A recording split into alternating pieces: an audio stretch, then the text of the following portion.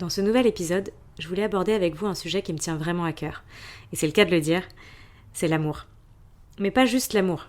Je veux parler aujourd'hui de l'espoir en amour et de l'amour de soi.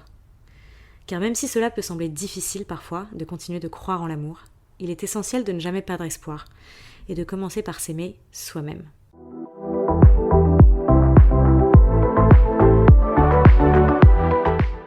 Bonjour à toutes et à tous et bienvenue sur le podcast Fly with Mel. J'utilise ce podcast pour parler de mes voyages, de développement personnel et de toutes les jolies histoires que je peux écouter à travers mes rencontres. Et parce que je suis persuadée que chaque personne que l'on rencontre a quelque chose à nous apprendre, je vous invite à garder votre cœur, vos yeux et votre esprit ouverts sur le monde. Je vous souhaite un très bel épisode. Et bon vol!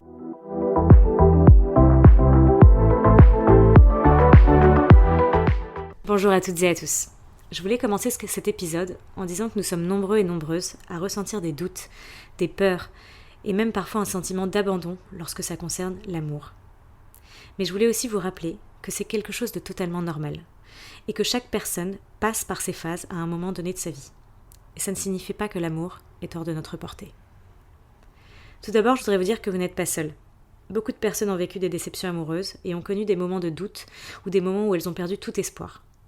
Mais rappelez-vous que vous êtes plus fort et plus forte que vous ne le pensez. Vous avez le pouvoir de vous relever et de croire en vous-même. Et toi, les amours ? C'est une phrase que j'ai entendue tellement souvent, pendant plus de 15 ans. Sûrement par des gens bienveillants, oui, mais qui ne savaient pas le stress que ça pouvait me causer derrière. C'est comme si je me préparais constamment mentalement à la réponse que j'allais devoir donner à la prochaine personne qui me poserait cette question. Et toi, les amours ? J'ai été déçue en amour. Pour tout vous dire, j'ai été déçue bien trop souvent. Et j'ai eu bien trop mal. Mais aujourd'hui, je comprends que si j'avais aussi une grosse part de responsabilité dans tout ce qui m'est arrivé et dans toutes les histoires qui m'ont mené à rien. Ou du moins, qui auront mené à me faire du mal plus qu'autre chose. J'ai été responsable de certaines situations parce que j'ai laissé faire. J'ai voulu m'accrocher trop fort. J'ai voulu croire à des rêves d'amour qui n'étaient que dans ma tête. J'ai voulu fermer les yeux sur des signes rouges, comme on les appelle, ou les red flags. J'ai décidé de donner 1001 chances à des hommes qui n'en demandaient même pas une. Je me suis rabaissée. J'ai accepté l'inacceptable bien trop de fois. J'ai pleuré en silence. Je me suis faite du mal à moi-même. J'ai accepté l'anxiété liée à l'attente d'un potentiel changement d'une personne. Mais bien sûr que non, au fond. Une personne ne changera pas pour vous si elle n'a pas envie de changer pour elle, d'abord. Et bien sûr que non, vous ne construirez pas un amour sain en vous rabaissant à quelqu'un d'autre. Aujourd'hui, j'ai envie de vous parler de l'amour de soi, de votre amour propre. Alors, ça peut paraître cliché ou même incompréhensible, mais c'est la clé. D'ailleurs, pour tout vous dire, pendant longtemps, j'ai pas compris ce que ça voulait dire s'aimer soi-même. On me disait « Mais Mel, aime-toi toi-même d'abord avant d'aimer quelqu'un d'autre ?» Mais ça avait aucun sens pour moi. Ça voulait rien dire. Parce que la seule chose que je ressentais à l'intérieur, c'est que j'avais une tonne d'amour à donner, mais personne pour le recevoir. Et puis à force de déception amoureuse, j'ai commencé à vraiment vouloir comprendre ce que ça voulait dire, l'amour de soi. En faisant pas mal de recherches sur le développement personnel, et en parlant à des coachs, en parlant d'amour avec des gens de différentes nationalités, en parlant de ça un peu à droite à gauche, finalement, j'ai commencé à comprendre. Nous avons tendance à chercher l'amour à l'extérieur de soi.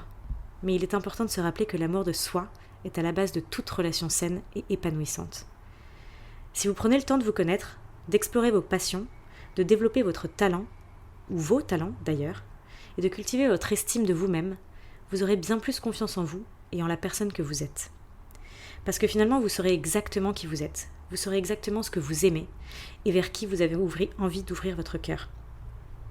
Et puis quand je dis ouvrir votre cœur, je ne dis pas seulement pour des relations amoureuses.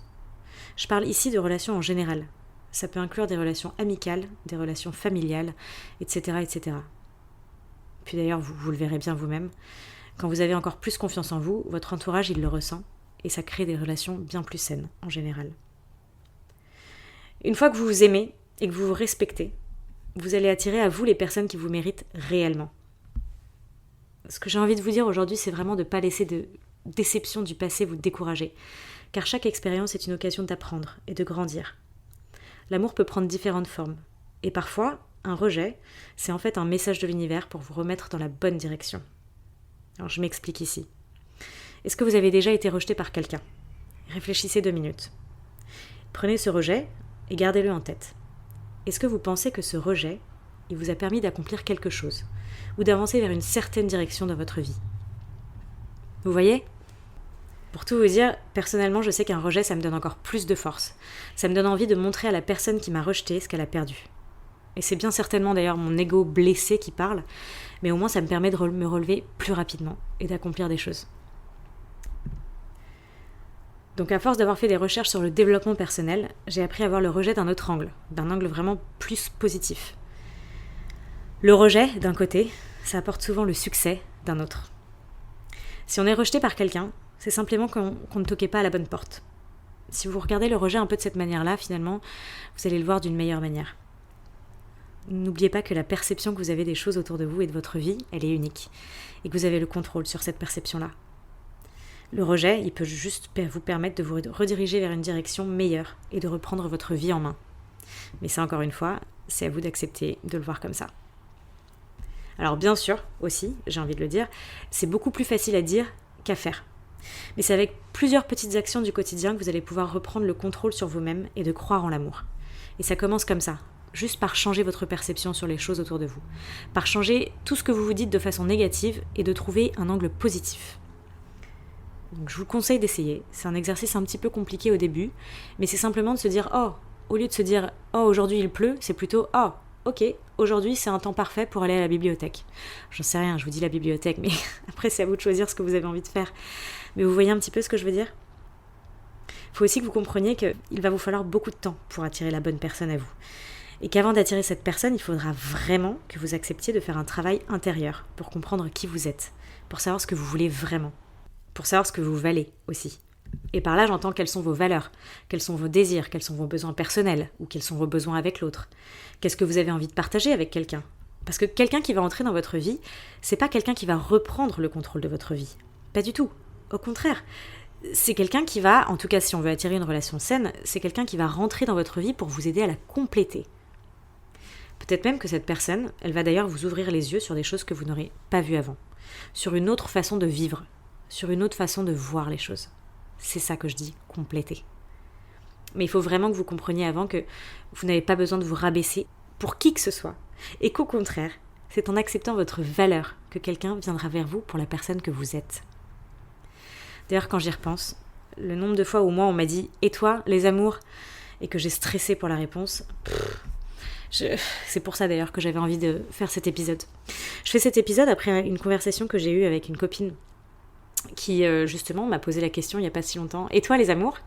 Et je me suis rendu compte que ça ne me faisait plus le même effet qu'avant. J'étais plus autant stressée, j'avais plus autant la boule au ventre. J'avais presque envie de répondre à la question finalement, que ce soit en disant ça va ou ça va pas, ça va dans tous les cas, puisque les amours, je ne mets pas ça seulement dans les relations amoureuses.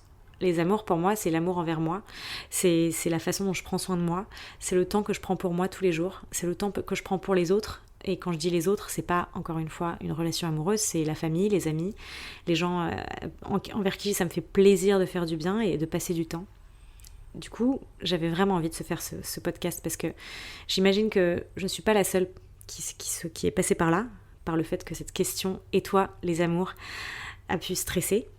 Donc, j'avais vraiment envie de vous partager ça aujourd'hui. Je sais que si j'essaie de vraiment replonger dans mes souvenirs, je me souviens m'être souvent dit putain mince quoi, peut-être que j'ai un problème en fait. À chaque fois qu'on me pose cette question, et toi les amours, je sais pas quoi répondre, ou j'ai vraiment peut-être un souci. Et je sais que parfois je m'inventais des trucs où je grossissais des histoires qui m'arrivaient parce que j'avais pas envie qu'on me regarde de travers ou qu'on me dise que j'avais vraiment un problème. Donc à chaque fois je me disais qu'est-ce que je vais pouvoir inventer cette fois-ci, quelle histoire incongrue je vais pouvoir grossir, qu'est-ce que je vais pouvoir raconter. Mais à chaque fois que je plongeais dans ma tête, finalement, j'avais juste des histoires horribles à raconter. Parce que je me faisais du mal toute seule avec tous les hommes que je laissais entrer dans ma vie. J'avais des histoires qui m'avaient blessée, des histoires qui m'ont mise plus bas que terre, des histoires où j'ai pleuré seule, en silence. J'avais que des histoires à raconter où j'ai attendu des textos en vain, où j'avais attendu qu'on me rappelle, finalement. Des histoires où j'ai refait des scénarios dans ma tête, juste pour essayer de comprendre pourquoi une histoire d'amour n'avait pas fonctionné. Donc toutes ces histoires-là, je les racontais, et je les racontais avec le cœur lourd. Et finalement, un jour, j'ai compris que si ça fonctionnait pas, pour moi, c'est simplement parce qu'à chaque fois, je me pliais à l'autre. Qu'à chaque fois, je n'acceptais pas ma valeur. Et que j'acceptais plutôt de me rabaisser envers la personne que j'essayais de faire entrer dans ma vie. après tant d'années à ramer, après tant d'années à pleurer, et j'en ai versé des larmes, alors je vous comprends si vous êtes en plein dedans. Mon histoire à moi, c'est que j'ai décidé de vraiment faire un nettoyage dans ma vie, un nettoyage en amour, et j'ai décidé de vraiment faire un travail sur moi intérieur, en m'accompagnant d'une coach accréditée, donc vraiment en recherchant de l'aide extérieure. Parce que c'est facile de se dire je vais travailler sur moi-même en lisant des livres et en faisant des podcasts, mais souvent on tourne autour des vraies questions qu'on devrait se poser parce que on a le contrôle sur les questions qu'on veut se poser quand on fait un travail tout seul. Alors bien sûr, vous pouvez le faire aussi, je sais que financièrement ça coûte aussi des sous de s'investir avec un coach par exemple, mais dites-vous parfois que ça peut changer votre vie. Personnellement, ça a changé la mienne et c'est un investissement que je ne regretterai jamais d'avoir fait. Prendre un coach, ça m'a permis de mettre le doigt sur des choses que je n'avais jamais vues, sur des questions que je ne m'étais jamais posées. Et ça a ouvert des portes dans mon cœur que je pensais qui étaient verrouillées complètement.